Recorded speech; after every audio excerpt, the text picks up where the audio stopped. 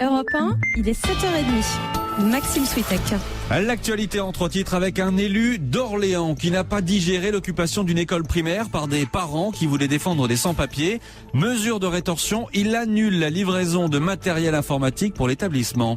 Et si les prêts immobiliers à taux fixe disparaissaient au profit des taux variables, ce n'est pas de la science-fiction. Le régulateur mondial des banques y est favorable. Et puis en Inde, il y a désormais un ministre du yoga. Ne riez pas, c'est tout à fait sérieux. C'est bon pour la santé, mais aussi bon pour l'économie du pays. 7h30 sur Europe 1, le journal c'est avec Hélène Zélani. Bonjour Hélène. Bonjour Maxime, bonjour à tous. Quand des parents de l'école Jean Mermoz d'Orléans se sont mobilisés pour soutenir des sans-papiers, ils n'imaginaient pas que leurs enfants allaient en payer les conséquences. Et pourtant, c'est bien ce qui s'est passé.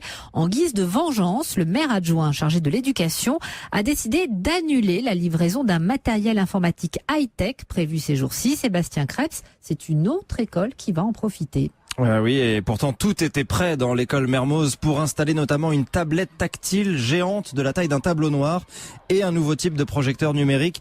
L'école Mermoz et plusieurs enseignants devaient mener la phase de test. Finalement, livraison annulée, raconte Pascal Hatton qui s'occupe des CM2. C'était prévu pour la rentrée de Toussaint, là, le 3 novembre. Il y a des travaux qui avaient été engagés pendant les vacances, du câblage. On s'est retrouvé à apprendre par la presse que l'école n'aurait plus cet équipement-là. Il paraît qu'une autre école a été choisie à notre place, oui.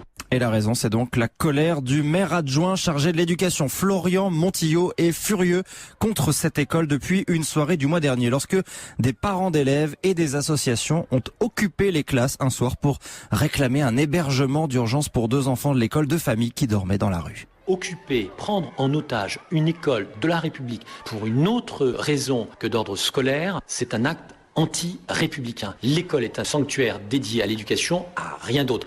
Et la mairie assume donc la sanction, mais les parents sont furieux. Les enfants n'ont rien à voir là-dedans, réponse représentant des parents d'élèves. De plus, l'occupation n'a pas duré plus de 4 heures et c'était après la sortie des classes. Quand on est sorti, on a passé un coup de balai. Enfin, il n'y a aucun dommage pour la mairie de quoi que ce soit dans cette histoire. C'est les élèves qui vont être punis de matériel pédagogique. Donc c'est une décision inqualifiable.